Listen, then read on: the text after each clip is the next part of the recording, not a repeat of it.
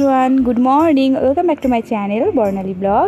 আজকে তোমাদের সাথে দারুণ একটা ভিডিও শেয়ার করব, যেটা হচ্ছে আমাদের কৃষ্ণনগরের জলঙ্গি নদীতে বড় একটা কুমির পাওয়া গেছে। তো সেটাই ধরেছে, তো সেই ভিডিওটা তোমাদের সাথে শেয়ার করছি। তো দেখতে থাকো, ভালো লাগলে অবশ্যই লাইক করে দিও।